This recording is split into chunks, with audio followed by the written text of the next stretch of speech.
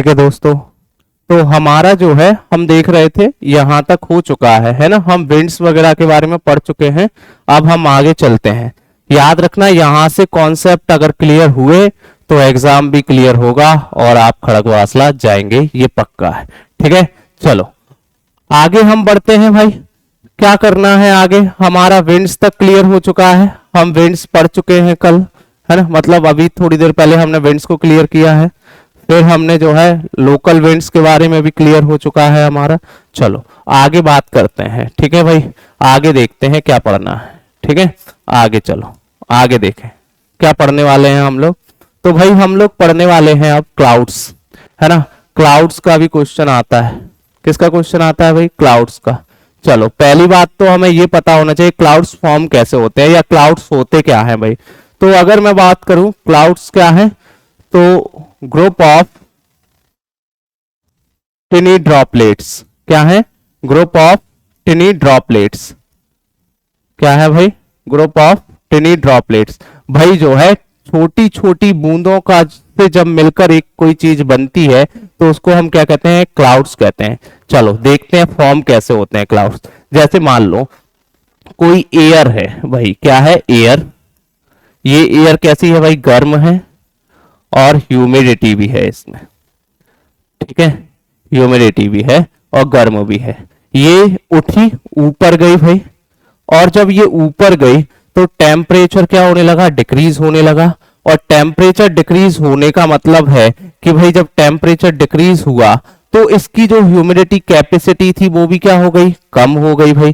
क्योंकि हमने कल अभी पढ़ा था थोड़ी देर पहले कि टेम्परेचर बढ़ने पर ह्यूमिडिटी कैपेसिटी बढ़ जाती है और टेम्परेचर घटने पर क्या हो जाता है? ह्यूमिडिटी कैपेसिटी कम हो जाते हैं। तो ह्यूमिडिटी कैपेसिटी कम हो गई, मतलब इसकी पहले जो है क्षमता थी 10 ग्राम की और अब कितनी रह गई? 8 ग्राम की। और इसने अपने आप को कहां पहुंचा दिया भाई? अब इसकी जो है रिलेटिव ह्यूमिडिटी कितनी हो गई भाई? 100% हो गई। कितनी हो गई? 100%। मतलब एयर का क्या हो गया? सैचुरेशन हो गया। क्या हो गया? एयर सैचुरेटेड हो गई। और जब एयर सैचुरेटेड होती है बेटा, तो एयर का अगर हम बात करें सैचुरेशन होने के बाद धीरे धीरे कंडेंसेशन शुरू होता है। क्या शुरू हो जाता है? कंडेंसेशन। कंडेंसेशन का मतलब जो है जो हमारा वाटर है वो किस में चेंज? वाटर वेपर जो है वाटर की ड्रॉप्स में चेंज होने लगता है। वाटर वेपर्स जो है वाटर ड्रॉप्स में चेंज होने लगता है ना। और वाटर ड्रॉप्स में चेंज होता है। ठीक है, फिर ये जो है डस्ट पार्टिकल्स या अगर हम कहें फंडामेंटल पार्टिकल्स से जो है लिपट कर, फंडामेंटल पार्टिकल्स से चिपक कर ये जो है क्या बना लेती हैं? रेन की बूंद, ड्रॉपलेट बना लेती हैं। और जब ये ड्रॉपलेट्स बहुत सारी मिलती हैं तो क्या फॉर्म हो जाते हैं? क्लाउड्स फॉर्म हो जाते हैं। क्या फॉर्म हो जाते हैं भाई? क्लाउड्स फॉर्म हो जाते हैं। ठीक है, चलो क्लाउड्स फॉर्म हो गए। ठीक है, हमको समझ आ गया कि सर क्लाउड्स फॉर्म हो रहे हैं। ठीक है, लेकिन सर क्वेश्चन क्या बनता है? तो पहला क्लाउड का क्वेश्चन बनता है भाई और बार बार बनता है। तो क्लाउड्स की अगर हम बात करें, क्लाउड्स को हमने दो भागों में डिवाइड कर रखा है। कितने भागों में डिवाइड कर रखा है? क्लाउड्स को 2 पार्ट्स में डिवाइड कर रखा है। सर किस किस बेसिस पर? तो पहला ऑन द लैटिट्यूड, भाई हाइट के बेसिस पर। दूसरा अगर हम बात करें ऑन द स्ट्रक्चर, और उनके स्ट्रक्चर के बेसिस पर। दो बेसिस पर हमने जो है क्लाउड्स बना रखे हैं भाई। एक तो हाइट के बेसिस पर कि अर्थ का जो सरफेस है वहां से कितना किलोमीटर है? 2 किलोमीटर, 3 किलोमीटर, 4 किलोमीटर। ठीक है, कितनी एल्टीट्यूड है। दूसरा उनका स्ट्रक्चर, वो किस तरह के दिखाई दे रहे हैं हमको।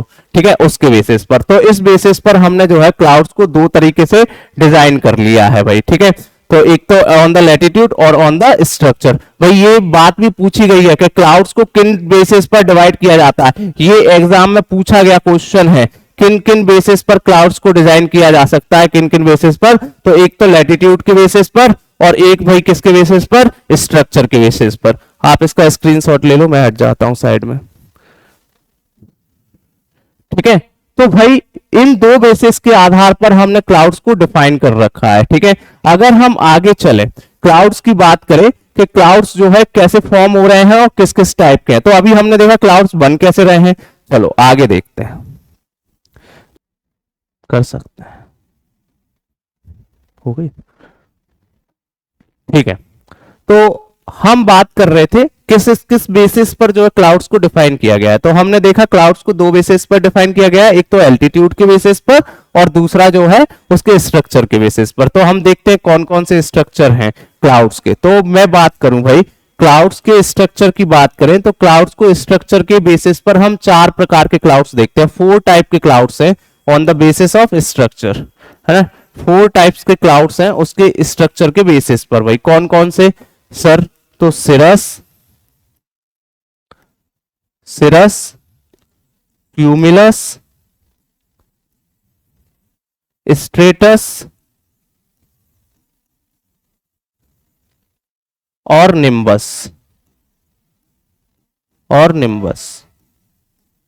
सिरस, क्यूमुलस, स्ट्रेटस और निम्बस। ये क्वेश्चन जो है एनडीए में नहीं, पिछले साल 2024 में ही जो है अगर हम बात करें तो सीडीएस में भी आया हुआ है। ठीक है, किसमें आया भाई? सीडीएस में। तो सिरस, क्यूमुलस, स्ट्रेटस और निम्बस। अब देखो सिरस कैसे होते हैं सर, कैसे पता चलेगा कि सिरस कैसे होते हैं या क्यूमुलस कैसे होते हैं?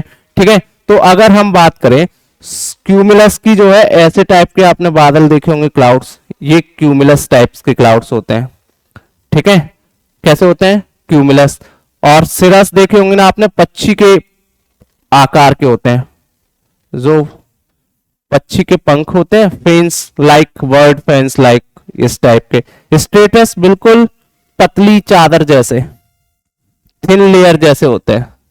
ठीक है, और निम्बो स्ट्रेटस कैसे होते हैं? ये थोड़े से मोटी चादर जैसे होते हैं भाई, है ना।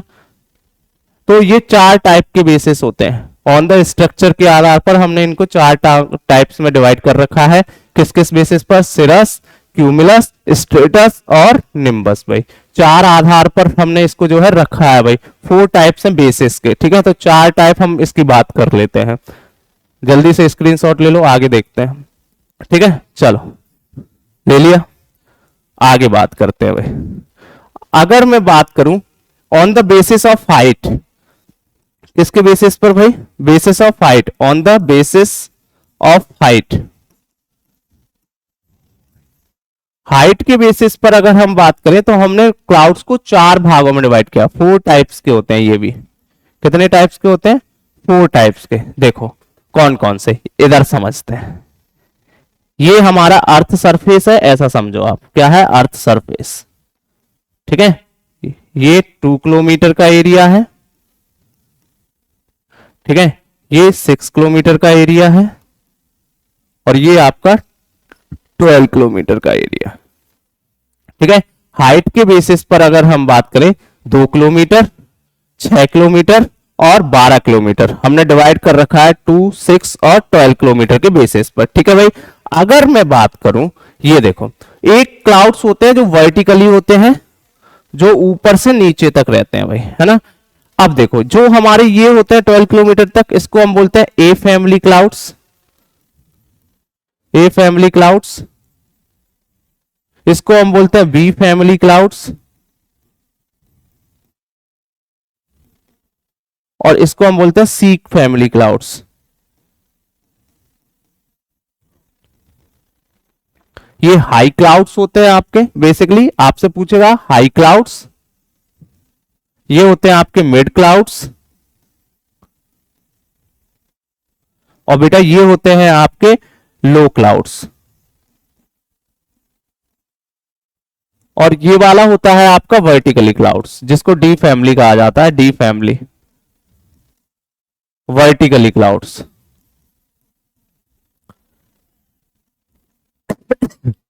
अब हमें बहुत अच्छे से ये बात पता है कि जितनी सर हाइट बढ़ती जाएगी वाटर वेपर प्रेजेंट नहीं होगा, और सर वाटर वेपर प्रेजेंट नहीं होगा तो रेन नहीं होगी, है ना। और रेन नहीं होगी तो क्लाउड सिर्फ देखने के लिए रह जाएंगे, सिर्फ हमको देखने के लिए मिलेंगे, वर्षा अर्षा उनसे नहीं होने वाली है। तो आपको ये समझ आएगा कि जो हाई क्लाउड्स होते हैं, जो हाई क्लाउड्स होते हैं उनसे रेन नहीं हो सकती, क्योंकि 12 किलोमीटर तक ह्यूमिडिटी प्रेजेंट संभव ही नहीं है भाई, है ना। बी फैमिली से हो सकती है, सी फैमिली से भी हो सकती है। तो हम देखते हैं भाई एक एक करके कि ए फैमिली में कौन से क्लाउड्स आते हैं। तो ए फैमिली में आपके आते हैं सिरस, ठीक है, सिरस क्यूमुलस। अभी मैं इसका डायग्राम भी दिखाता हूं आपको। सिरस, सिरस क्यूमुलस और सिरस स्ट्रेटस।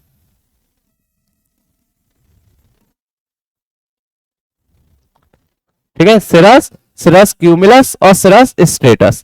वी फैमिली में क्या आते हैं? ऑल्टो क्यूमुलस और ऑल्टो स्ट्रेटस।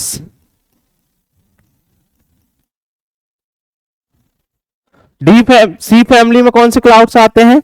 सी फैमिली में आते हैं आपके, अगर हम बात करें, स्ट्रेटस, क्यूमुलो स्ट्रेटस, स्ट्रेटस और निम्बो स्ट्रेटस। याद रखना, इस चीज पर एक क्वेश्चन बना है। क्या क्वेश्चन बना है सर? इस पर एक क्वेश्चन बना हुआ है कि सबसे ज्यादा लो क्लाउड्स कौन सा होता है? तो सबसे नीचे कौन से क्लाउड्स मिलते हैं? निम्बो स्ट्रेटस। कौन से क्लाउड्स मिलते हैं भाई? निम्बो स्ट्रेटस। और इस पर एग्जाम में क्वेश्चन आया हुआ है, इस पर एग्जाम में क्वेश्चन आया हुआ है। ठीक है, अगर हम बात करें, ये वाले जो क्लाउड्स होते हैं ये बिल्कुल ब्लैक होते हैं। कैसे होते हैं? बिल्कुल ब्लैक इन कलर, क्योंकि इसमें डस्ट वगैरह सब कुछ शामिल रहता है, इसलिए ये किस कलर के होते हैं भाई? ब्लैक कलर के। और ये वाले जो होते हैं वो किस कलर के होते हैं भाई? ब्राउन कलर के, है ना, क्योंकि इनमें भी जो है कुछ थोड़ी बहुत मात्रा डस्ट की रहती है और वाटर होता है। और इस ये बिल्कुल कैसे होते हैं? व्हाइट। किस कलर के होते हैं? व्हाइट कलर के। इनसे रेन होती है, बहुत अच्छी रेन होती है। इनसे भी रेन हो सकती है, उतनी मात्रा में नहीं होती, लेकिन इनसे रेन नहीं होती है भाई, है ना, क्योंकि अगर रेन जो है बिल्कुल नहीं होगी, अगर होगा भी कंडेंसेशन तो वो बहुत ऊंचाई पर होगा और टेम्परेचर बहुत ज्यादा कम हो जाएगा। तो कंडेंसेशन होने से सीधा सीधा कंडेंसेशन जो है वाटर ड्रॉपलेट्स के रूप में नहीं, फिर वो किसके रूप में? आइस के रूप में होगा, और वो बिल्कुल सफेद चादर सी जम जाएगी। ठीक है, तो A family clouds, B family clouds, C family clouds, इसका स्क्रीनशॉट लो जल्दी से।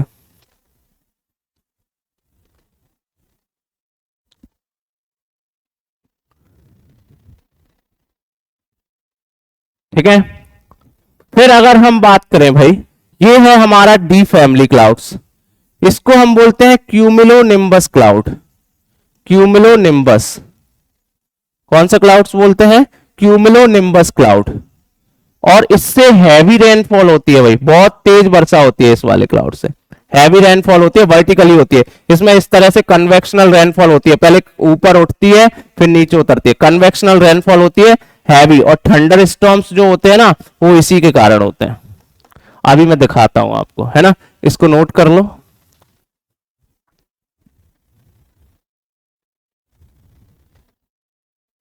ठीक है, चलो, इतना समझ आया? क्लाउड्स कितने टाइप के? A family, B family, C family. A में कौन कौन? Cirrus, cirrus cumulus, cirrus stratus. B family में कौन? Alto cumulus, alto stratus. C family में कौन? स्ट्रेटस क्यूमुलस और स्ट्रेटस, निम्बो स्ट्रेटस। ठीक है, और डी फैमिली में हमारा क्यूमुलो निम्बस, जो थंडर स्टॉर्म्स के लिए जिम्मेदार होता है, हैवी रेनफॉल के लिए जिम्मेदार होता है। ठीक है, बेसिस, हाइट के बेसिस पर, एल्टीट्यूड के बेसिस पर भी ये टाइप 4 टाइप्स के होते हैं। स्ट्रक्चर के बेसिस पर भी ये कितने टाइप्स के होते हैं भाई? 4 टाइप्स के होते हैं। ठीक है, चलो इसकी इमेज दिखाते हैं आपको। आ जाओ, ये देखो, ये अभी हमने बात की थी सर। देखो, सिरस पक्षी जैसा दिख रहा है, सिरस, सिरोक्यूमुलस, सिरस, सिरोक्यूमुलस और सिरोस्ट्रेटस। ठीक है, ऑल्टो स्ट्रेटस, ऑल्टो क्यूमुलस, ये वी फैमिली, ये ए फैमिली, ये वी फैमिली, और ये आपका सी स्ट्रेटस, स्ट्रेटोक्यूमुलस और निम्बो स्ट्रेटस। और ये आपका डी फैमिली क्लाउड्स, है ना, क्यूमुलो निम्बस। इनकी अभी हमने बात की थी, मैंने आपको समझाया था, ये चारों बेसिस पर। ठीक है, इनसे भी क्वेश्चन बनने की संभावना बहुत अधिक रहती है, तो आप कोशिश करें कि इनसे क्या हो, आपका क्वेश्चन कंप्लीट हो। ठीक है, कॉन्सेप्ट बिल्कुल क्लियर होने चाहिए। आगे चले, चलो सर आगे चलते हैं। ठीक है,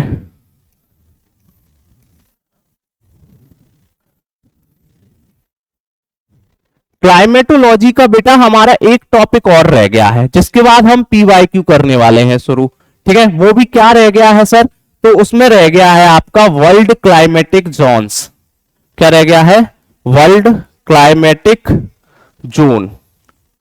क्या पढ़ना है हमको? वर्ल्ड क्लाइमेटिक जोन्स के बारे में पढ़ना है कि विश्व में जो है कितने क्लाइमेटिक जोन्स में हमने डिवाइड कर रखा है भाई वर्ल्ड को, तो उसके बारे में हमको पढ़ना है। उसका एग्जाम में जो है क्वेश्चन बनता है कहां से? कोपेंस क्लाइमेट से। कहां से बनता है? कोपेंस क्लाइमेट से। भाई ये एबीसीडी आपको दिख रही है ना, ये एबीसीडी, ये सब कोपेंस साहब ने दी है। किसने दी है? कोपेंस साहब ने। कोपेंस साहब ने क्लाइमेट रीजन्स डिवाइड किए वर्ल्ड में। कुछ कोपेंस साहब ने जो है कुछ क्लाइमेटिक रीजन्स को वर्ल्ड में जो है डिवाइड करके रखा और बताया कि कौन कैसे होने वाला है। अभी आपको लग रहा है सर ये एएफ क्या है, एएम क्या है, एडब्ल्यू क्या है, वीडब्ल्यूएच क्या है, वीडब्ल्यूके क्या है, वीएसएच क्या है, वीएसके क्या है, तो इसकी मैं थोड़ी बहुत एक एक करके चर्चा करता हूं। ठीक है, जिससे आपका एग्जाम भाई क्लियर हो जाए। चलो आ जाओ इधर।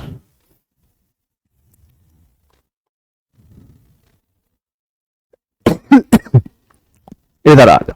देखो समझना, कुछ चीजें समझते हैं, एबीसीडी पढ़ लेते हैं, आपको एबीसीडी सिखा देते हैं। जैसे कि अगर हम बात करें भाई ए क्या होता है? ए का मतलब होता है भाई, ए जो आपका है वो डिनोट करता है किस चीज को? तो मॉइस्ट ट्रॉपिकल क्लाइमेट। मैं पूरे नहीं बताऊंगा, कुछ कुछ आपको बता दूंगा, बाकी हम क्वेश्चन से समझ लेंगे किस तरह से चीजें बन सकते हैं। Moist tropical climate. Moist tropical climate का मतलब होता है जहां पर ह्यूमिडिटी भी हो लेकिन टेम्परेचर बहुत ज्यादा हो, है ना। एवरेज जो टेम्परेचर हो वो 18 डिग्री सेल्सियस से क्या हो? ज्यादा हो भाई। 18 डिग्री सेल्सियस से ज्यादा टेम्परेचर हो हमेशा, है ना। इसका मतलब यहां पर क्या नहीं होगा? ए मतलब क्या कि यहां पर सर जो है विंटर सीजन नहीं होगा। कैसा सीजन नहीं होगा? विंटर सीजन नहीं पाया जाएगा। ऐसा एरिया जहां का टेम्परेचर हमेशा 18 डिग्री सेल्सियस से ऊपर हो और वहां पर विंटर सीजन ना हो, किसमें आएगा? मॉइस्ट ट्रॉपिकल क्लाइमेट में आएगा। किसमें आएगा भाई? मॉइस्ट ट्रॉपिकल क्लाइमेट में आएगा। सर ऐसा कहां होता है? तो भाई सन सबसे ज्यादा ओवरहेडेड कहां होता है? तो हमको पता है सर बहुत अच्छे से पता है, इक्वेटोरियल रीजन में ऐसा होता है। कहां होता है? इक्वेटोरियल रीजन में ऐसा होता है सर। ठीक है, कहां? बोला 5 डिग्री नॉर्थ से sir 5 degree south. Sir doldrum में ऐसा होता है। कहां होता है बच्चों?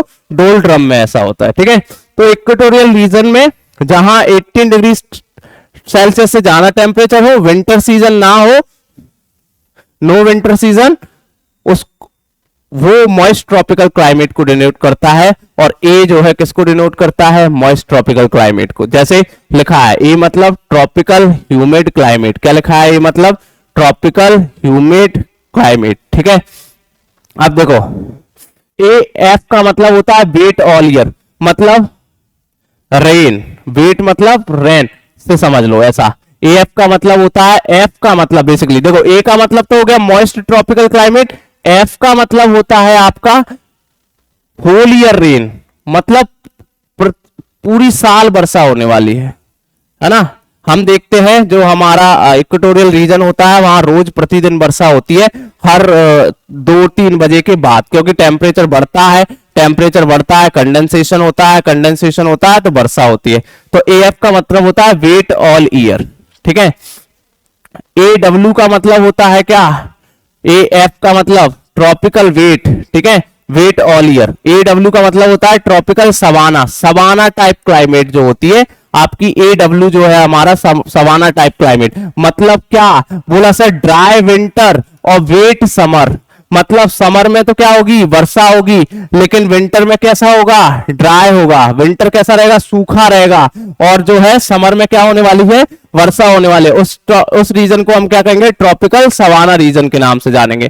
ट्रॉपिकल मानसून मतलब AM, dry winter, very wet summer. ठीक है, सर्दी तो सूखी जाएंगी लेकिन जो है समर जो है बहुत वर्षा होने वाली है, उसको हम क्या कहेंगे? Tropical monsoon. जो इंडिया का क्लाइमेट है वो किससे रिलेटेड है?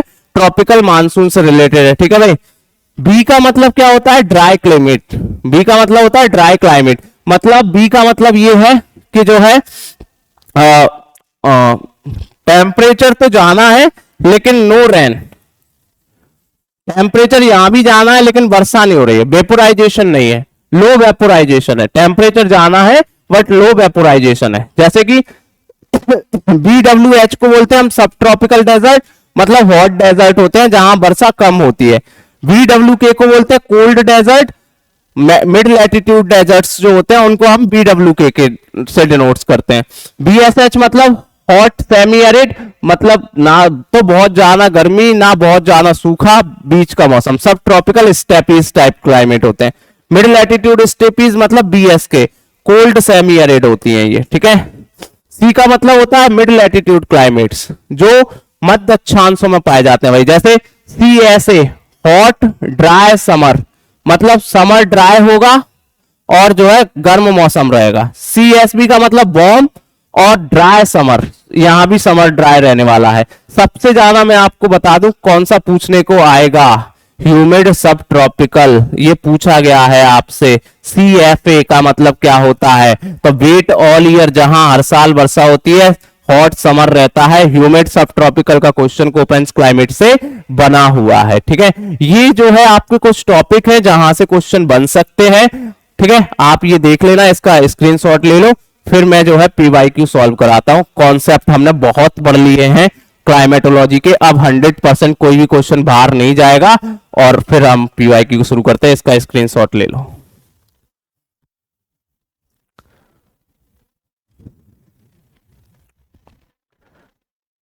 चलो चलो चलो चलो भाई, आ जाओ आ जाओ।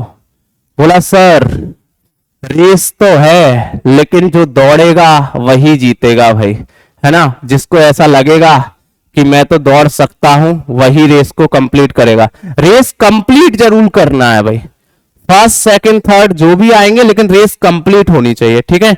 चलो आगे बढ़ते हैं।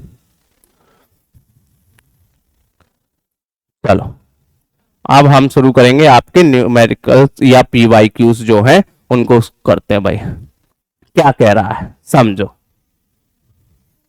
कह रहा है according to the Indian meteorological department, यानी कि भारत का जो इंडियन मेट्रोलॉजिकल डिपार्टमेंट है, which of the following is are the feature of cloud burst. उसके अनुसार क्लाउड बस्ट के क्या फीचर हैं, उसके अनुसार क्लाउड बस्ट कैसा होना चाहिए, उसके अनुसार क्लाउड बस्ट कैसा होना चाहिए भाई। क्लाउड बस्ट के क्या फीचर है उसके अनुसार, ठीक है। तो heavy precipitation in short period of time in limited geographical area. तो हम देखते हैं भाई एक तबाही हुई उत्तराखंड में, जो है भारत की बहुत बड़ा डिजास्टर जिसको हम कह सकते हैं। तो वहां पर हैवी प्रेसिपिटेशन हुआ है ना, बहुत तेज बारिश हुई, और वो भी क्या है, एक लिमिटेड एरिया में, एक लिमिटेड ज्योग्राफिकल एरिया में शॉर्ट पीरियड के लिए जब वर्षा होती है, हैवी प्रेसिपिटेशन होता है, एकदम से बादल फट जाते हैं, क्लाउड बस्ट, है ना। तो ये बात तो सही है कि इसका क्लाउड बस्ट का मतलब क्या है, heavy precipitation in short period of time in a limited geographical area. चलो पहला वाला स्टेटमेंट तो सही है सर, ठीक है। दूसरा, it occurs generally during monsoon period and triggers flash flood and landslide. ठीक है भाई, अगर हम बात करें, ये ज्यादातर ये क्लाउड बर्स्ट की घटना जो है हमको कहां दिखाई देती है, मानसून रीजन्स में, कहां, मानसून पीरियड में दिखाई देती है, जिससे जो है बाढ़ भी आ सकती है और लैंडस्लाइड भी हो सकता है। तो सेकंड स्टेटमेंट भी सही है, इसका मतलब बोथ 1 एंड 2। तो क्लाउड बर्स्ट का अगर हम बात करें क्या फीचर्स हैं, बोला हैवी प्रेसिपिटेशन होगा एक लिमिटेड ज्योग्राफिकल एरियाज के अंदर, और ये जो है ज्यादातर किसकी रिक्वायरमेंट है या किसका फीचर है, तो मानसून का फीचर है, जिससे जो है फ्लैश फ्लड या लैंडस्लाइड भी साथ में हो सकती है। तो ये बिल्कुल सही है। तो both first and second cloud burst की बात कर रहे हैं हम, ठीक है, समझ आया, कोई दिक्कत नहीं। चलो दूसरे क्वेश्चन की बात करते हैं।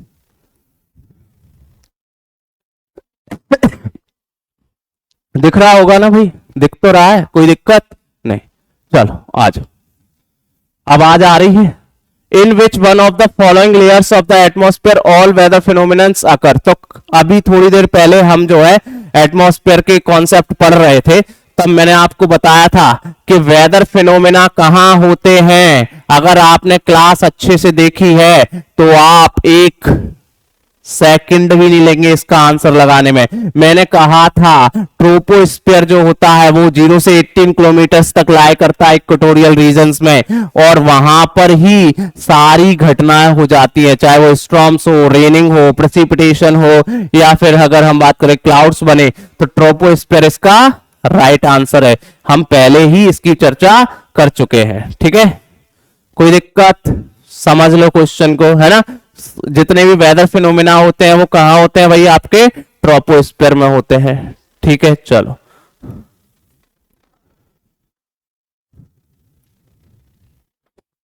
तीसरा क्वेश्चन है भाई, स्वेज कैनाल। तो स्वेज के बारे में आपको पता है? आपने स्वेज कैनाल देखी है भाई? सुना तो होगा स्वेज कैनाल के बारे में। हम लोग देखते हैं, ये हमारा अफ्रीका कॉन्टिनेंट है ना, इधर जो है हमारा यूरोप है, मेडिटेरियन सी, और इधर हमारा अरेबियन पेनिनसुला है। यहां पर जो आपकी एक कैनाल है इसको हम बोलते हैं स्वेज कैनाल। क्या बोलते हैं भाई? Suez canal. ये किस किस को कनेक्ट करती है? तो मैं बात करूं, स्वेज कैनाल मेडिटेरियन सी को और रेड सी को कनेक्ट करती है सर। रेड सी और मेडिटेरियन सी को कनेक्ट करती है। ठीक है सर। इसका डिजाइन करने वाले जो इंजीनियर थे ना, उनका नाम था भाई फर्डिनेंड डी लेसेप्स। कौन थे? फर्डिनेंड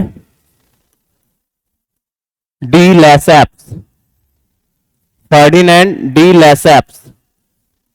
फर्डिनेंड डी लेसेप्स साहब ने इसको डिजाइन किया था, और ये करीब जो है 169 किलोमीटर के अप्रोक्स है। ठीक है, और ये देखो, Suez canal is man made navigation canal. बिल्कुल सही बात है, ये भाई जो है मनुष्य द्वारा ही बनाई गई है। Suez link Mediterranean sea and red sea. बिल्कुल सही बात है, ये जो है मेडिटेरियन सी और रेड सी को कनेक्ट करती है। The economic significance of Suez canal is less than that of Panama canal. तो हम भाई किसी भी चीज की, जब भी ऐसा क्वेश्चन आपको समझ आए या मिले, तो किसी भी चीज की तुलना जब हो रही हो ना, तो देखो इसका एक अलग सिग्निफिकेंस है, और पनामा जो कैनाल है जो मिड अमेरिका में पड़ती है भाई, उसका अलग सिग्निफिकेंस है। तो हम ये नहीं कह सकते कि इसका सिग्निफिकेंस कम है। अगर सिग्निफिकेंस कम होता तो मैन मेड कैनाल बनाते ही नहीं हम, है ना। तो ये तो समझने वाली बात है, बहुत आसान बात है। तो ये वाला कॉन्सेप्ट गलत है ना। हम नहीं कह सकते कि इसका सिग्निफिकेंस कम है, बराबर भी हो सकता है, ज्यादा भी हो सकता है, लेकिन तुलना करने की जरूरत ही नहीं। एक चीज अफ्रीका में है भाई और एक चीज अमेरिका में है, तो तुलना करना आवश्यक ही नहीं है। तो इसका सही है first and second, B option is the right answer. ठीक है, सुएज कैनाल से संबंधित क्वेश्चन बनता है, पढ़ लेना। पनामा का भी जो है कॉन्सेप्ट समझ लेना। ठीक है,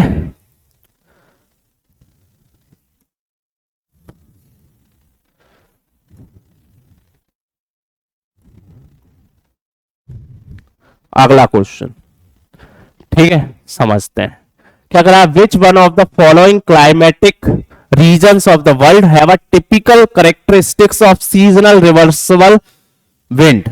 वही देखो, हम कल पढ़ रहे थे और बहुत अच्छे से मैंने कहा ना, जितने भी क्वेश्चन है सब कॉन्सेप्ट बेस्ड है। अगर आपको कॉन्सेप्ट पता है तो फिर रास्ता पक्का है खड़गवासला जाने का।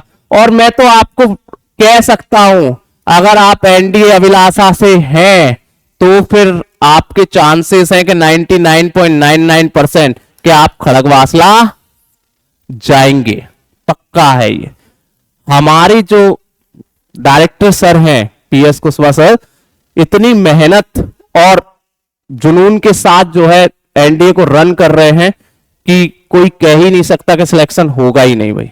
ठीक है, चलो आगे चलते। देखो, तो सीजनल रिवर्सिबल तो मैंने कल ही बताया था कि विंड्स जो है 6 महीने जो है कहां से कहां चलती है। 6 मंथ जो है लैंड से सी चलती हैं, और 6 मंथ जो है सी से लैंड की ओर चलती हैं। ये किस में बताया था मैंने, और मैंने कहा भी था कौन सी विंड्स होती है ये, सीजनल विंड्स। और मैंने कहा था सीजनल विंड्स की एक खासियत है क्या, मानसून। ठीक है, तो देख लो भाई, क्या ब्रिटिश टाइप क्लाइमेट? नहीं सर। Mediterranean climate? नहीं। चाइना? नहीं। तो बोला कौन, मानसून क्लाइमेट। ठीक है, इसका आंसर होगा सीजनल रिवर्सल ऑफ विंड्स जो होती हैं वो कहां से होती हैं, मानसून क्लाइमेट्स में। ठीक है भाई, आगे चलें। चलो आगे चलते हैं।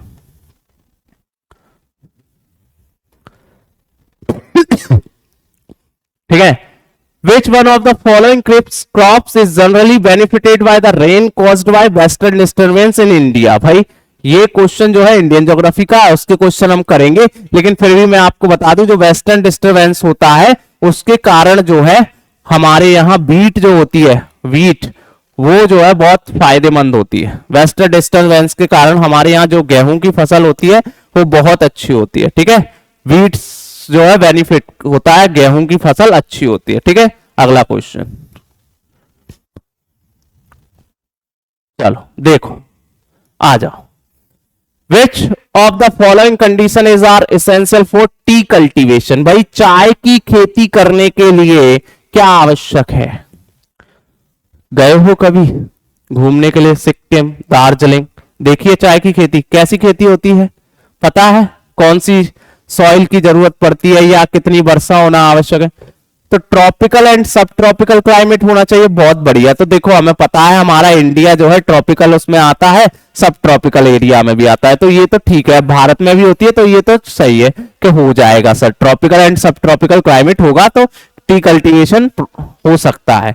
दूसरा, हैवी रेनफॉल रेंजिंग फ्रॉम, और 150 से 200 से 250 सेंटीमीटर वर्षा चाहिए, बोला बिल्कुल चाहिए, इतनी वर्षा भी होना चाहिए, तो होती है भाई। Soil should contain good amount of lime, नहीं, सॉइल के अंदर जो है लाइम नहीं होना चाहिए। अगर आपको टी करना है तो लाइम नहीं होना चाहिए। कैसी सॉइल होना चाहिए? बेसिकली लैटराइट सॉइल होना चाहिए।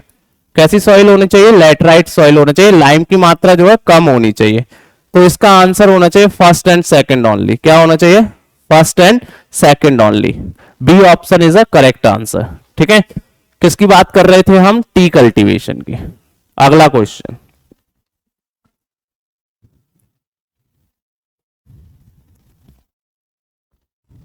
आ जाओ। अभी बात कर रहे थे कोपेंस क्लाइमेट की। किसकी बात कर रहे थे भाई? कोपेंस क्लाइमेट की। और क्वेश्चन भी आ गया कोपेंस क्लाइमेट का ही। ठीक है, अभी 2 मिनट पहले ही बात की है कोपेंस क्लाइमेट की। According to the Koppen's climate classification the letter code CFA, मैंने वहां कहा भी था CFA बार बार आता है, CFA कई बार आ चुका है। तो CFA क्या होता है? Humid sub tropical climate. क्या होता है भाई? Humid sub tropical climate. सारे कॉन्सेप्ट अभी आपको बताए, मैंने कहा ना कॉन्सेप्ट क्लियर है तो क्वेश्चन तो बनेगा। और देखो है ना, मुझे नहीं पता था इस टाइप के क्वेश्चन इसमें मिलने वाले हैं, लेकिन फिर भी कॉन्सेप्ट हमने वो पढ़े जो एग्जाम में आते हैं। कोई भी कॉन्सेप्ट ऐसा नहीं पढ़ा है जो एग्जाम में नहीं आया है। ठीक है, तो CFA डिनोट करता है ह्यूमिड सब ट्रॉपिकल क्लाइमेट को। ठीक है, देखो अभी मैं दिखाता हूं आपको, हमने ये अभी 1 सेकंड पहले ही पढ़ा है, humid sub tropical climate CFA। देखो CFA wet all year humid sub tropical climate, पढ़ा था कि नहीं अभी कुछ देर पहले? CFA humid sub tropical climate. ठीक है, इसीलिए ये याद कर लेना भाई, बहुत जरूरी है। इस टेबल की लर्न करना बहुत जरूरी है। NDA चाहिए तो कुछ चीजें लर्न भी कर लो भाई, है ना, लर्न करना बहुत आवश्यक है। इस टेबल को लर्न कर लेना। स्क्रीनशॉट ले लो भले ही, इसका ले लो जल्दी से स्क्रीनशॉट। ठीक है भाई, चलो नेक्स्ट क्वेश्चन की ओर बढ़ते हैं।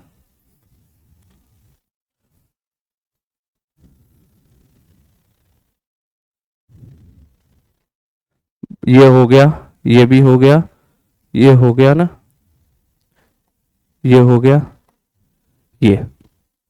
हाँ, the normal lapse rate of temperature, भाई कल ही हमने बात की थी normal lapse rate of temperature. किसकी बात कर रहे थे हम कल?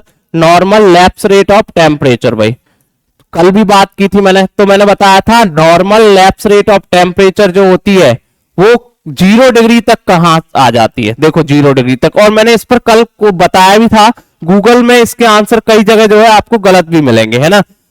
आपको आंसर मिलेगा ज्यादातर जगह अपर बाउंड्री ऑफ ट्रोपोपॉज, लेकिन होता नहीं है ये। अपर बाउंड्री ऑफ ट्रोपोपॉज में नहीं होता है।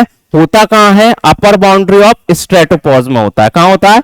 अपर बाउंड्री ऑफ स्ट्रेटोपॉज में ये जो है होता है। इसका आंसर ये सही होना चाहिए, लेकिन ज्यादातर जगह ये मान रहे हैं। ठीक है, लेकिन इसका आंसर सही है अपर boundary of tropopause, stratopause sorry. और अभी देखो मैं इसको दिखा भी देता हूं, आपको क्लियर कर देता हूं। मेरे पास एक फोटो भी है, ये देखो क्या लिखा हुआ है स्ट्रेटोस्फीयर में, this layer contain the ozone layer, the temperature remains Fairlie constant in the lower part but increase slowly with increase in height due to the presence of ozone gas. At upper layer temperature is almost 0 degree Celsius. तो भाई stratopause जो होता है ना, वहां पर जो है क्या होता है 0 डिग्री सेल्सियस टेम्परेचर होता है। ठीक है, याद रखना है इस बात को।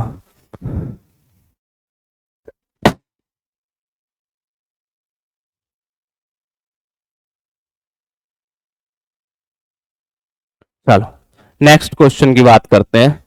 क्या कह रहा है नेक्स्ट क्वेश्चन? कह रहा है रोरिंग फोर्टीज, कल बताया था रोरिंग फोर्टीज क्या होते हैं, कल बताई थी ना कि बोला सर जो वेस्टर्लीज होती है उनको जो है वहां के लोकल मछुआरों ने जो है नाम दे रखा है 40 डिग्री पर जो है क्या कहते हैं वेस्टर्लीज को, सदर्न हेमिस्फीयर में roaring 40s, they are strong westerlies winds found in ocean of southern hemisphere। बिल्कुल सही बात है भाई, first statement is correct. The strong east to west, तो हमें पता है westerly sir east to west नहीं चलती, वेस्ट टू ईस्ट चलती है, कल आपने बताया था। ठीक है, तो सर ये तो पॉसिबल ही नहीं है, यहां तो ये स्टेटमेंट अपने आप ही क्या हो रहा है गलत, तो सेकंड स्टेटमेंट गलत है, only one statement is right. ठीक है, ये क्वेश्चन आया हुआ है रोरिंग 40 से और इस पर कल मैंने आपको जो है बताई थी चीजें। कोई दिक्कत? आगे चलें भाई, चलो आगे चलते हैं।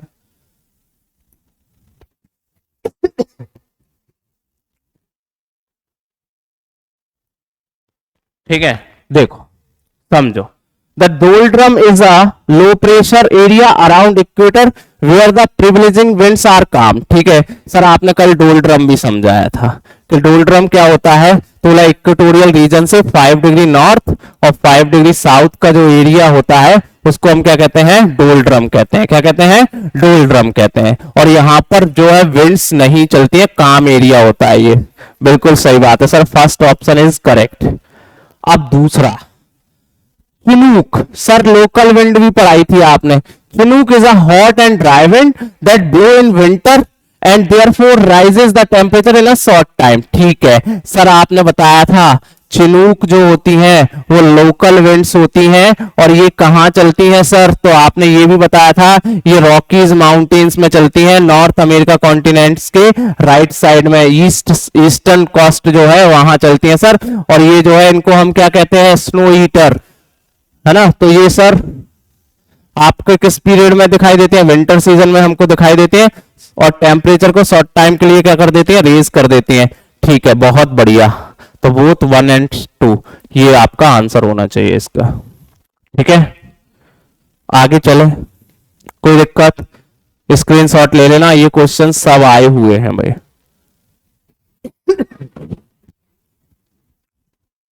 थोड़ी सी तबीयत जो है नाजुक है, लेकिन कोई नहीं, कमी नहीं होगी, आपको लगातार वीडियो मिलती रहेंगी। Next, which one of the following is the usual unit of measurement of air pressure used in India? भाई इंडिया में जो है एयर प्रेशर को नापने के लिए कौन सी यूनिट यूज करते हैं? तो मिलीबार। बहुत ही सिंपल सा क्वेश्चन है, कुछ भी नहीं है, फिजिक्स में आपने पढ़ा होगा, तो मिलीबार को हम यूज करते हैं। ठीक है, Which one of the following is a local wind that blow from Siberia? तो मैंने कल भी बताया था आपको भाई कि साइबेरिया में एक पुर्गा, जिसको हम क्या बोलते हैं बुरान भी बोलते हैं, क्या बोलते हैं बुरान, ये साइबेरिया में चलती है। ये ब्लिजर्ड्स का ही क्या होता है पार्ट होती है, ये ब्लिजर्ड्स जो होती है इन्हीं का पार्ट होते हैं जो साइबेरिया में हमको दिखाई देते हैं। कौन कौन सी? पुर्गा और बुरान। बुरान भी लिख के आ सकता था और पुर्गा भी लिख के आ सकता था, है ना। बुरान भी लिख सकता है आपको और पुर्गा भी दिख सकता है। ठीक है, दोनों में से कोई भी एक ऑप्शन आपको मिल जाएगा। ये जो है कहां से चलती है भाई? Wind that blow out from Siberia. ठीक है, रूस वाले एरिया में ये हमको दिखाई देते हैं, बुर्गा या पुरान, पुर्गा या बुरान। ठीक है, चले आगे चले। ठीक है sir,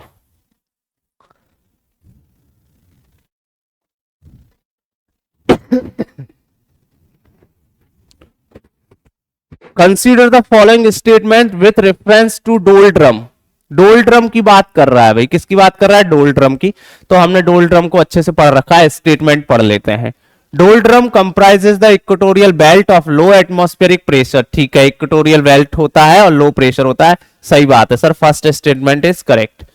the trade winds converse at doldrum. क्या ट्रेड विंड्स जो होती हैं वो कन्वर्स करती हैं डोलड्रम के अंदर? तो सर ये तो काम एरिया होता है, ठीक है। There is strong upward movement of air in doldrum, strong upward movement of air in doldrum. Doldrum are characterized by turbulent weather.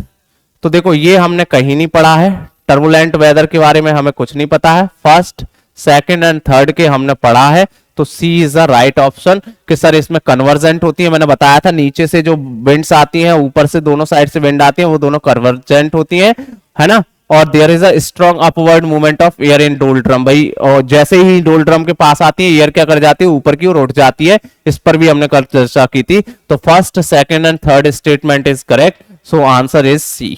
ठीक है, आगे चलें, चलो।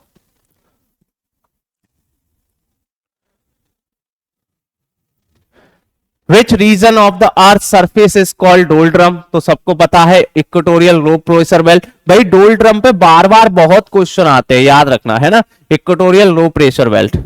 विच one of the following is a low cloud? तो अभी हमने बात की थी, क्लाउड्स पढ़ रहे थे हम, तो मैंने बताया था सबसे नीचे कौन से क्लाउड्स होते हैं?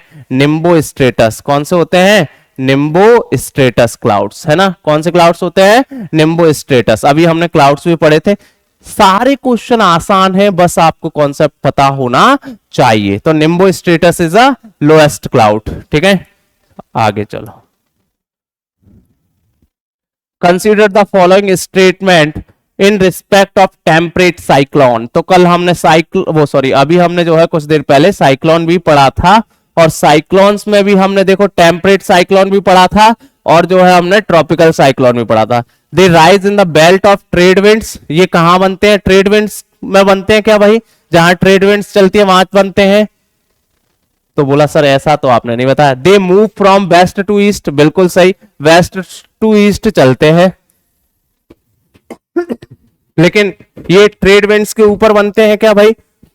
They rise in the belt of trade winds, मतलब ट्रेड विंड्स के ऊपर, तो बिल्कुल बन सकते हैं, है ना। ये दोनों ही स्टेटमेंट सही हैं, लेकिन वैसे हम देखा जाए तो हमें पता है मिड लैटिट्यूड्स में बनते हैं, लेकिन इसने कहा ट्रेड विंड्स के ऊपर, है ना। तो ट्रेड विंड्स के ऊपर बन सकते हैं, कोई बड़ी बात नहीं। तो ये बी ऑप्शन सही होना चाहिए, बोथ 1 and 2। ठीक है, होने को ये ओनली 2 वाला भी हो सकता है, लेकिन ये ऑप्शन सही है क्योंकि इसने सीमा डिसाइड नहीं की है। इसने कहा they rise in the belt of trade winds, जो ट्रेड विंड्स का बेल्ट होता है उसके ऊपर, ठीक है, तो बन सकते हैं।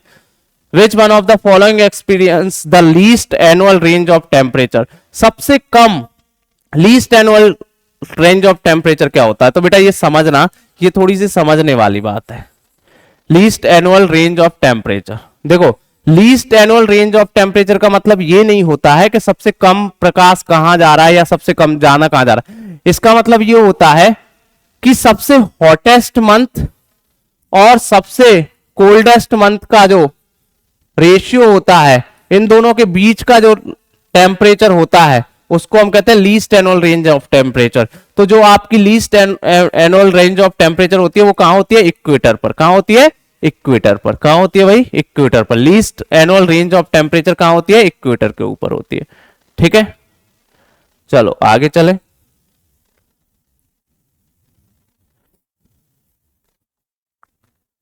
Which of the following statement characterize convectional rainfall? Convectional rainfall क्या होता है? तो देखो मैं बताऊं, कन्वेक्शनल रेनफॉल नहीं पढ़ी ना हमने। देखो हम देखते हैं, जब एयर गर्म होती है, एयर क्या होती है? गर्म होती है, तो ऊपर उठती है। देखो एक तो इस तरह से चलती है जिसको हम क्या कहते हैं? विंड, है ना। और जब इस तरह से उठती है तो उसको हम कहते हैं कन्वेक्शनल करंट। क्या कहते हैं? Convectional current. तो जब एयर ऊपर की ओर उठती है भाई, तो वो कन्वेक्शनल करंट के रूप में ऊपर जाती है। ठीक है, और जब ठंडे होने के बाद जो है वो नीचे की ओर आती है। तो यहां पर वो क्लाउड्स फॉर्म करती है, उसका प्रेसिपिटेशन होता है और वर्षा कराती है, जिसको हम क्या कहते हैं, कन्वेक्शनल रेनफॉल कहते हैं। It occurs daily in the afternoon in the equatorial regions. तो बिल्कुल सही बात है, मैंने अभी बताया था 2 से 3 बजे के बाद जो है रोज वर्षा होती है इक्वेटोरियल रीजन्स में, अभी हमने बात भी की थी इसके ऊपर, तो ये बिल्कुल सही बात है। It is a very short duration, बिल्कुल सही बात, ये भी सही बात है, बहुत कम समय के लिए होती है लेकिन होती रोज है। It occurs through cumulonimbus clouds. तो क्या ये क्यूमुलोनिम्बस क्लाउड से होती है? तो ठीक है, क्यूमुलस क्लाउड्स जो होते हैं उनके थ्रू ये वर्षा होती है, लेकिन इसका आंसर जो है क्या होना चाहिए? क्या क्यूमुलोनिम्बस क्लाउड्स पढ़े थे ना अभी हमने, तो क्यूमुलस क्लाउड्स फॉर्म हो सकते हैं। अभी हमने बात भी की थी कि क्यूमुलोनिम्बस क्लाउड्स जो है, क्यूमुलो क्लाउड्स क्या होते हैं, फॉर्म्ड होते हैं, ठीक है। तो अगर मैं बात करूं, इसका आंसर जो होना चाहिए वो क्या होगा? फर्स्ट, सेकंड एंड थर्ड, ठीक है। क्यूमुलोनिम्बस क्लाउड से जो है कन्वेक्शनल रेनफॉल हो सकती है आपकी, ठीक है। Which of the following statement characterise the anti cyclone? तो anti cyclone are low pressure area, गलत बात। एंटी साइक्लोन्स तो कैसे होते हैं भाई? हाई प्रेशर क्लाउड्स होते हैं, ठीक है। They are characterized by divergent wind circulation, ठीक है, सही बात है, मैंने कल बताया था ना, एंटी साइक्लोन्स में डाइवर्जेंट होती है विंड, ठीक है। They are indicative of dry weather condition, ठीक है। कैसे, क्या ये किसको इंडिकेट करते हैं? ड्राई मतलब सूखे को, हाँ, तो इससे वर्षा नहीं होती है।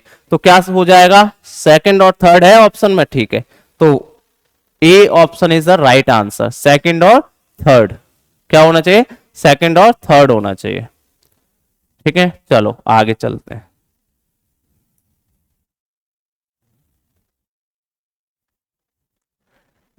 Consider the following statement, cyclone के बारे में है भाई, तो हम साइक्लोन तो पढ़ चुके हैं। In a cyclone the direction of wind flow is counter clockwise in the northern hemisphere. तो नहीं नहीं नहीं नहीं नहीं, कल बताया था ना कि साइक्लोन्स जो होते हैं वो नॉर्थन हेमिस्फीयर में कैसे होते हैं? एंटी क्लॉकवाइज होते हैं। कैसे होते हैं? एंटी क्लॉकवाइज होते हैं direction. The tropical cyclone fades away when it reach land. जो ट्रॉपिकल साइक्लोन होते हैं भाई, वो आपके जो है fades away when it reach land. हाँ, और मैंने कल बताया था लैंड एरियाज तक पहुंचते पहुंचते क्या हो जाते हैं? विलुप्त हो जाते हैं। तो सेकंड सही है इसका, फर्स्ट गलत है। नॉर्थन हेमिस्फीयर में क्लॉकवाइज नहीं, एंटी क्लॉकवाइज डायरेक्शन होती है, पढ़ा था ना कल हमने। चलो अगला question. Lake Erie, lake Huron, lake Ontario, ये 4-5 लेक है भाई, है ना। ये कहां पर है? तो कनाडा की जो सादर्न बॉर्डर है, बाउंड्री ऑफ कनाडा, ये यहां लाई करते हैं। कहां पर? सदर्न बाउंड्री ऑफ कनाडा, वहां पर लाई करते हैं, यूएसए और कनाडा के बॉर्डर पर हैं ये। तो lake Erie, lake Huron, lake Superior represent the southern boundary of Canada, ठीक है।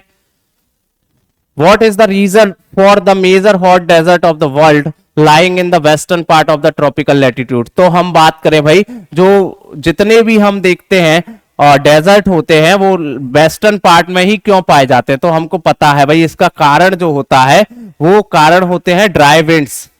क्या होते हैं? ड्राई विंड्स इसका कारण होते हैं।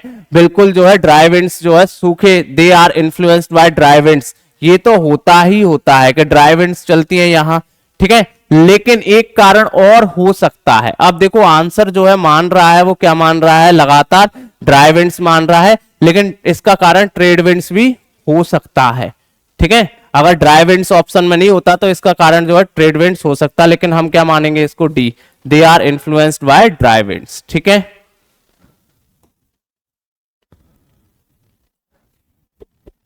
आगे चले। Which of the following statement are correct? ठीक है। In a cyclone the area of low pressure is at the centre surrounded by the area of high pressure, ठीक है। हमें पता है ऊपर जो है क्या होता है? हाई प्रेशर के एरिया होते हैं, ऊपर क्या होता है? हाई प्रेशर, और बीच में जो है लो प्रेशर, है ना। Low pressure is at the centre of surrounded by the high pressure, तो हम कल पढ़ चुके हैं। In a cyclone the area of low pressure surround the area of high pressure. In a cyclone, the area of low pressure surround the area of high pressure. यही बात उसने ऊपर कही है ना, cyclone the area of low pressure is at the centre surround by the area of high pressure. तो ये तो सही है। In a cyclone the area of low pressure surround the area of high pressure, ऐसा नहीं है, ये वाला सही नहीं है। ठीक है भाई। फिर in anti cyclone the area of high pressure is surrounded by the area of high pressure is surrounded by the area of low pressure. ठीक है। In anti cyclone the area of low pressure is surrounded by the area of high pressure. देखो the area of low pressure is surrounded by the high pressure. Anti cyclone देखो, अब देखो ये चारों एक ही जैसे लग रहे हैं भाई, है ना, लेकिन इसमें समझना क्या है। देखो अब वो कह रहा है correct answer using the code given below. अब हमें पता है साइक्लोन जो होता है वो लो प्रेशर एरिया होता है। कैसा होता है? लो प्रेशर एरिया, और जो हाई प्रेशर से सराउंड होता है। तो ठीक है, in a cyclone the area of low pressure is at the centre surrounded by the area of high pressure. ये बात तो बिल्कुल सही है। देखो अब इसमें नहीं है फर्स्ट वाला ऑप्शन, इसमें भी फर्स्ट वाला और सब में है, तो ये डी वाला ऑप्शन तो हो गया गलत भाई। ठीक है। In a cyclone the area of low pressure surround the area of high pressure. ठीक है, तो surround the area of high pressure, low pressure area जो है सराउंड होता है हाई प्रेशर एरिया से। ये बात भी सही होनी चाहिए, लेकिन इसने ये नहीं कहा कहां लो प्रेशर होता है कहां हाई प्रेशर होता है, तो ये मेरे हिसाब से गलत हो जाएगा। ठीक है। फिर in anti cyclone the area of low pressure is surrounded by the area of high pressure, तो ये तो भाई होता नहीं है, ये तो गलत हो गया। ठीक है। In an anti cyclone the area of high pressure is surrounded by the area of low pressure, तो ये सही बात है। अब देखो ऑप्शन के हिसाब से बनाना पड़ेगा इसमें। इसमें देखो 1 और 2 तो है ही नहीं, क्योंकि 3 वाला सही है, तो ये वाला ऑप्शन गलत हो गया। 1 और 3 ये सही है, और 1 और 4 वाला तो गलत है ही, तो ये वाला भी ऑप्शन गलत। तो एक ही ऑप्शन बन रहा है बी जो सही है भाई। आपका आंसर क्या होना चाहिए? बी। ये थोड़ा सा घुमा दिया है क्वेश्चन को, और कुछ नहीं है। जो क्वेश्चन को पढ़ेगा समझेगा, जिसने कॉन्सेप्ट समझे होंगे उसको समझ आएगा। आगे चलते हैं।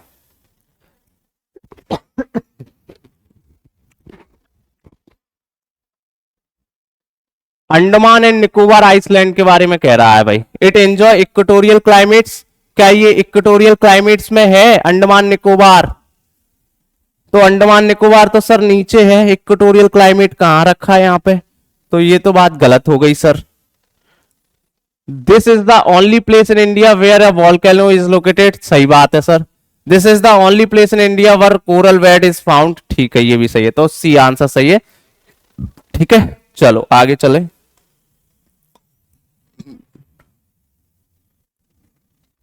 Hot desert like Sahara, Arabian etcetera receive negligible amount of rainfall. This is because they, वही यहां पर जो है बिल्कुल रेनफॉल नहीं होती है, वर्षा नहीं होती है। क्यों? Do not receive moisture bearing winds from the oceans, are the most rocky and barren areas of the earth, are located on the tropical high pressure belt of the atmosphere. बिल्कुल सही बात है। ये कहां पर लोकेटेड है? Tropical high pressure belt है। यहां से विंड जाती है, यहां विंड आती नहीं है, यहां पर जो है बारिश नहीं होती। इसका कारण यही है सी। ठीक है, इसका कारण यही है सी। आंसर क्या होगा इसका? सी। नेक्स्ट क्वेश्चन की बात करें।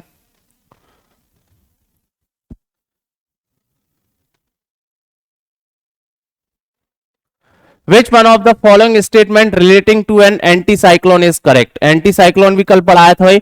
Anticyclone is a wind system with a high pressure center। भाई तो हाई प्रेशर सेंटर होता है, सही बात है sir. Anticyclone is a wind system with a high pressure centre. ठीक है, ये बात तो सही है। वैसे तो और भी देख लेते हैं, और जाना तो कोई बात सही नहीं है। Anticyclone is a wind system with a high pressure centre. Anticyclone में हाई प्रेशर सेंटर होता है, ये बात सही है, लेकिन ये पूरी तरह से अभी हमको समझ नहीं आ रही है, क्योंकि इसने विंड सिस्टम कहा है। तो एंटीसाइक्लोन जो है विंड सिस्टम नहीं है, ये तो साइक्लोन का पार्ट है ना। तो ये पूरी तरह से सही नहीं है बात। In anticyclone the movement of wind is inward, तो ये बात भी हमको समझ नहीं आई है ना, ये बात भी समझ नहीं आई। The contribution of an anticyclone towards determining whether of an area is quite significant. The movement of wind is clockwise in an anticyclone of southern hemisphere. भाई अगर हम बात करें southern hemisphere में जो है एंटीसाइक्लोन जो होते हैं वो कैसे होते हैं? क्लॉकवाइज होते हैं क्या? होते हैं क्या क्लॉकवाइज? बताओ। कल हमने पढ़ा था भाई एंटीसाइक्लोन क्या होते हैं, इधर देखो, कल भी बताया था, अभी भी बता देता हूं। तो हमने देखा था जो साइक्लोन होते हैं वो नॉर्थन हेमिस्फीयर में क्लॉकवाइज, वो सॉरी एंटी क्लॉकवाइज, और सदर्न हेमिस्फीयर में जो है क्लॉकवाइज। ठीक है, और एंटी साइक्लोन इसके जस्ट उल्टे होते हैं। एंटी साइक्लोन में अगर हम बात करें नॉर्थन हेमिस्फीयर में क्लॉकवाइज और सदर्न हेमिस्फीयर में एंटी क्लॉकवाइज, है ना। तो वो कह रहा है the movement of wind is clockwise in an anti cyclone of southern hemisphere. ठीक है, तो ये बात तो गलत है ना भाई, क्लॉकवाइज नहीं होते सदर्न हेमिस्फीयर में, है ना। Anti cyclone is a wind system with a high pressure centre, यही बात सही है। In anti cyclone the movement of wind is inward, नहीं होता भाई, ये भी गलत है, ये भी गलत है, ये पहली वाली बात सही है। ठीक है, wind system is a with a high pressure. पहले चारों ऑप्शन पढ़ना, एग्जाम में हमेशा चारों ऑप्शन पढ़ना, देखना सबसे सही सटीक बात कौन सी है। ठीक है, चलो आगे चलते हैं। डोल ड्रम तो पहले भी ऐसा क्वेश्चन आया, फिर भी आ गया है। ट्रॉपिकल विंड बेल्ट होता है, tropical wind deflection belt, sub tropical wind belt, तो ट्रॉपिकल विंड बेल्ट होते हैं, है ना। चलो आगे चलते हैं। Which of the following statement regarding clouds, तो अभी पढ़े थे हमने क्लाउड्स थोड़ी देर पहले। Clouds are classified on the basis of altitude and their form, ठीक है, सही बात है। According to altitude they are classified as high, middle and low clouds, सही, ये भी सही है। स्ट्रेटस, Nimbo स्ट्रेटस and स्ट्रेटोक्यूमुलस are high clouds, नहीं। तो ये स्ट्रेटस तो सर नीचे होते हैं, आपने पढ़ाया था, ऊपर तो सिरस होता है, तो इसमें क्या है 1 and 2 ओनली। ठीक है, आगे चलें, चलो आगे चलते हैं भाई।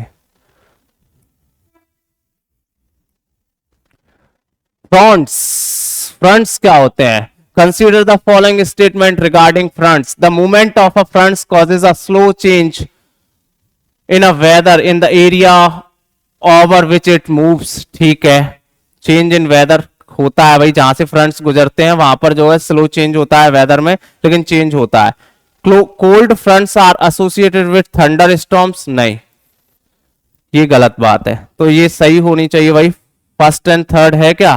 Cold fronts are associated with thunder storms, ठीक है, सही है, सही है। जो कोल्ड फ्रंट्स होते हैं वो थंडर स्टॉर्म्स के साथ क्या होते हैं भाई? एसोसिएटेड होते हैं। ठीक है, सही है ये बात भी।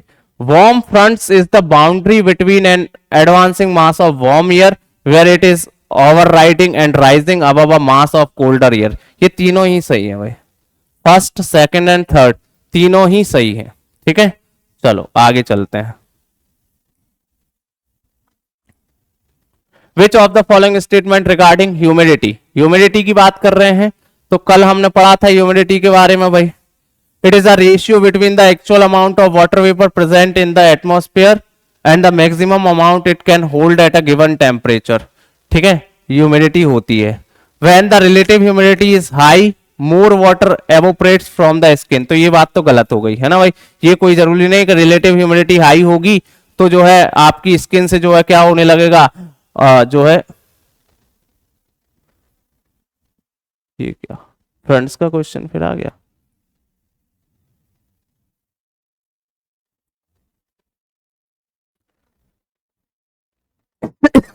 तो ये कोई जरूरी नहीं है। Higher the air temperature lower the relative humidity, सही है। टेम्परेचर बढ़ने पर ह्यूमिडिटी क्या हो जाती है? कम हो जाती है, रिलेटिव ह्यूमिडिटी कल बताया था। फर्स्ट एंड थर्ड सही है क्या ऑप्शन? ठीक है, first and third answer is the right answer. Which one of the following statements regarding cyclones and anticyclones are correct? Cyclone और एंटीसाइक्लोन्स के बारे में कौन सा स्टेटमेंट करेक्ट है? ठीक है, इन the northern hemisphere cyclone rotate counter clockwise and anticyclone rotate clockwise. भाई वो क्या कह रहा है? इन द नॉर्थन हेमिस्फीयर जो साइक्लोन्स होते हैं वो कैसे होते हैं, क्लॉकवाइज होते हैं। नॉर्थन हेमिस्फीयर में नहीं, एंटी क्लॉकवाइज होते हैं, है ना। और एंटी क्लॉकवाइज जो होते हैं वो, एंटी साइक्लोन्स जो होते हैं वो क्लॉकवाइज होते हैं, तो ये तो गलत हो गया। Cyclones are often associated with cloudy और रेनी वेदर, ठीक है, whereas anti cyclone often associated with fair weather, ये सही है बात। In the southern hemisphere the cyclonic spiral will be clockwise, ठीक है, और because the Coriolis force act to the left, ये भी सही है भाई। पहली वाली बात गलत है, सेकंड एंड थर्ड सही है, इसका C option is sir right answer. ये सारे कॉन्सेप्ट मैं आपको कल क्लियर कर चुका हूं, यानी अभी जो वीडियो है वो इससे पहले जो वीडियो है उसमें सारे कॉन्सेप्ट हमारे क्लियर हो चुके हैं। ये सारे कॉन्सेप्ट मैंने आपको पढ़ाए, एंटी साइक्लोन, साइक्लोन्स, ठीक है, क्लाउड्स, वो सब हम क्लियर कर चुके हैं, पहले ही कॉन्सेप्ट पूरे हमारे क्लियर हैं। बस एक दो क्वेश्चन और हैं जिससे हमारे पूरे क्वेश्चन क्या हो जाएंगे, क्लियर हो जाएंगे भाई। चलो आगे चलें। विच of the following statement regarding ITCZ world climatic type से क्या रिलेशन है भाई ITCZ का। भाई देखो, तो कल मैंने ITCZ के बारे में भी बताया था, इंटर ट्रॉपिकल कन्वर्जेंस जोन। ये जो है सन के मूवमेंट के हिसाब से क्या करता रहता है, ऊपर नीचे होता रहता है भाई, है ना। Tropical wet climate is one of the world rainiest due to dominance of ITCZ। जो है भाई ट्रॉपिकल वेट क्लाइमेट होता है, ये one of the world rainiest due to dominance of ITCZ, ठीक है। दूसरा, tropical savanna climate experience a distinctive alternation of wet and dry season causes chiefly by the seasonal shift in latitude of the subtropical high and ITCZ। ये बात भी सही है, first बात भी सही है। The tropical monsoon climate experience heavy rainfall as a consequence of nearness of the ITCZ for much of the year। तीनों ही बात सही है और इस पर हम कल चर्चा कर भी चुके हैं, है ना।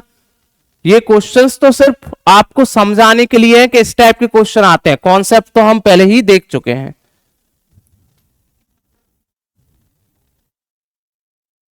Which of the following statement regarding tropical cyclones, तो बताया था मैंने आपको ट्रॉपिकल साइक्लोन्स के बारे में कि ये वेस्ट से ईस्ट चलते हैं और अमेरिका वाले रीजन्स में ये क्या करते हैं, नॉर्थ अमेरिका कॉन्टिनेंट्स के ऊपर ये बनते हैं। These storms develop during the summer and autumn in every tropical ocean except the South Atlantic and Eastern South Pacific। हमने टेम्परेट साइक्लोन्स के बारे में भी पढ़ा था भाई, और ट्रॉपिकल साइक्लोन्स के बारे में भी पढ़ा था। अब ये बात कर रहे हैं किसकी, ट्रॉपिकल साइक्लोन की, ठीक है। तो tropical cyclones, these storms developing during the summer and autumn in every tropical ocean except the south Atlantic and eastern south Pacific oceans. तो भाई क्यों ये साउथ पैसिफिक ओशियंस में नहीं बनते हैं, क्या साउथ अटलांटिक ओशियंस में भी नहीं बनते हैं? ठीक है, क्योंकि हमें पता है ये ट्रॉपिकल एरियाज में डेवलप्ड होते हैं। Tropical cyclones that occur in the North Atlantic and Eastern North Pacific Ocean are known as typhoons। तो इनको हम टाइफून्स कहते हैं। तो हमने कल बताया था ट्रॉपिकल जो साइक्लोन्स होते हैं उनको हम चाइना में और फिलीपींस में क्या कहते हैं, टाइफून्स, ठीक है। The tropical cyclone that occurs in the Indian and south Pacific oceans are called cyclones. तो इंडियन ओशियन और साउथ पैसिफिक ओशियन में जो है, Indian and south Pacific ocean are called cyclones का आ जाता है, ठीक है, ये बात भी सही है। तो सेकंड और थर्ड बात जो है सही है इसमें, लेकिन ऑप्शन जो है third only, first and second only, first and third only और फर्स्ट सेकंड थर्ड क्या होना चाहिए? कल हमने इसको तीनों कॉन्सेप्ट पढ़ाए थे, ये भी सही है। तो इसका तीनों ही सही होने चाहिए, फर्स्ट सेकंड एंड थर्ड।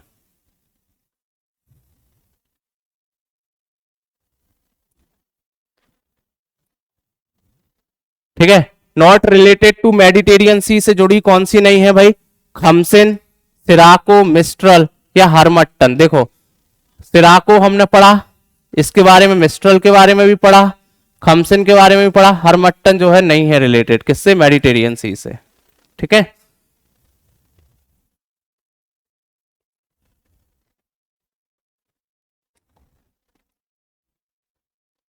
ये लास्ट क्वेश्चन आपका, हरिकेन्स कहां चलती हैं भाई? तो हरिकेन्स आपकी यूएसए में,